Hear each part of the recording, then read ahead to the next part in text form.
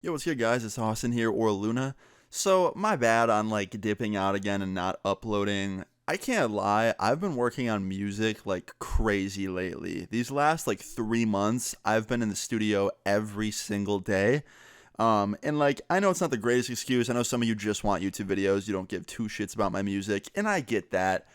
But for the people that do like my music, you all got a lot of stuff coming. I'm not kidding when I say I have 50, maybe 60, 70 songs done.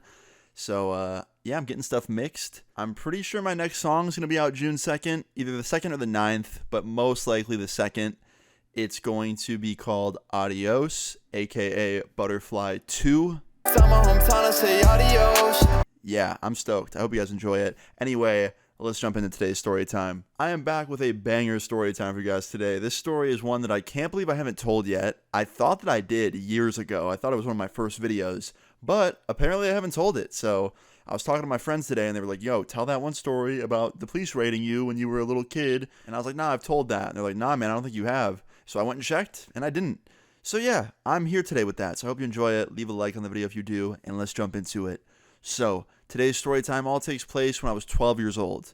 Now, when I was 12, I feel like I was pretty mature for my age. Obviously, I was still a 12-year-old, so I was still pretty, not all there yet. But I knew most things that most 12-year-olds didn't really know. I don't know. I feel like I understood adult jokes more and, all types of shit that most 12-year-olds wouldn't get. And I think that's because I just spent way too much of my time on MW2. And at the time, that game in its prime was mainly full of older kids or young adults. And I don't know, I heard screwed up stories on there, and I would meet people that were older than me that would tell me all these crazy things.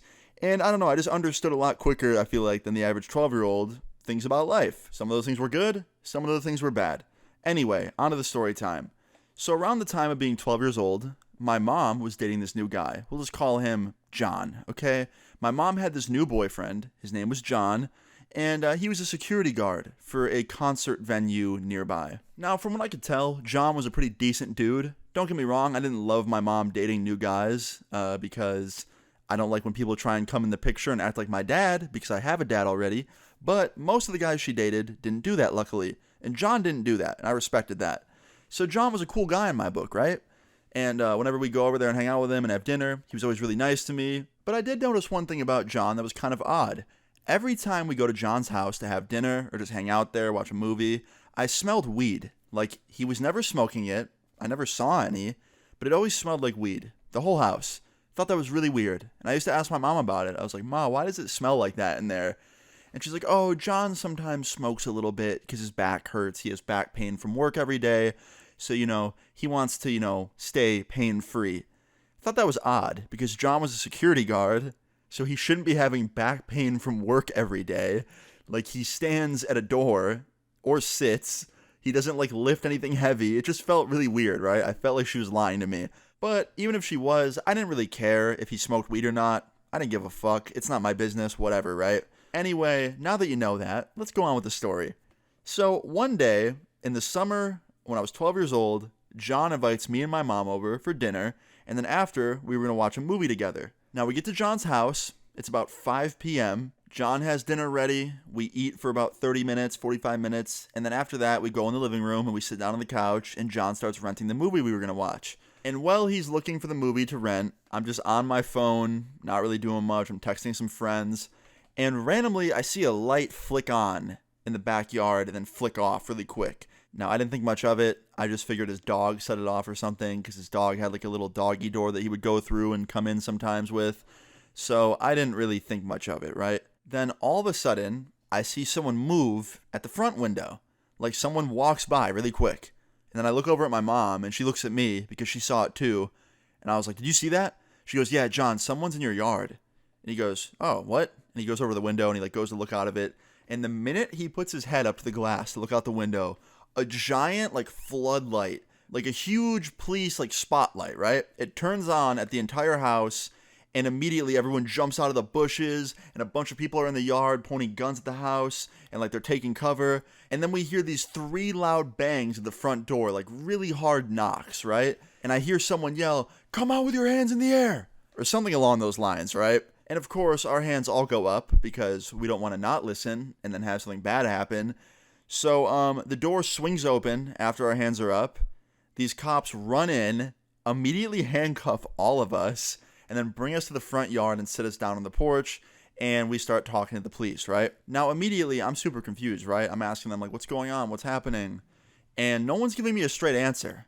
And then I'm looking behind me, and I see cops coming upstairs from John's basement holding ginormous plants, like really tall plants, lots of them. Like every cop had a big plant in their hand, and immediately clicked in my head. I was like, oh, John was a weed dealer. He sold weed. Those are weed plants. No way that's not weed. And then they brought it out front, and they walked past us, and I smelled it, like I got a whiff of it. And I was like, oh yeah, it's weed. Now let me tell you, weed, back when I was 12 years old, where I live in New York, was not legal. It was not decriminalized. Like, it was very much still a serious thing to possess at the time. Obviously, like, cocaine and shit is way worse, but, like, you know what I mean? Like, possessing it at that time was still a charge.